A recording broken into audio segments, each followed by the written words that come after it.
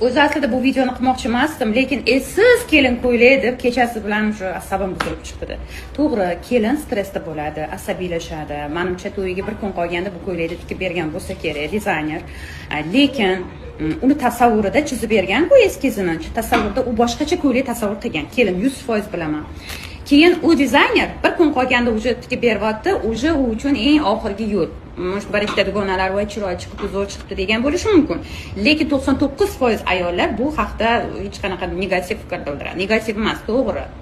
Buni to'g'ri qabul qilish kerak. Negativ emas, u nima desa bo'ladi. Bu yerga dizayner iltimos sizdan kelin ko'ylak tikmang, quti bilan kulyapti hamma dizaynerlar. Neujeli shunchalik darajada multfilm kelin ko'ylak bo'lishi mumkin? O'zingiz to'yingizda shunaqa kelin ko'ylak kiyarmidingiz? Kiymagansiz-ku, o'zingiz to'yingizda eng zo'r kelin libos salonlaridan 2-3 xil qilib kiygansiz, tanlab chertib. Birovni to'yiga ham mas'uliyatni shunaqa olish kerak-da. Shunchalik ham darajada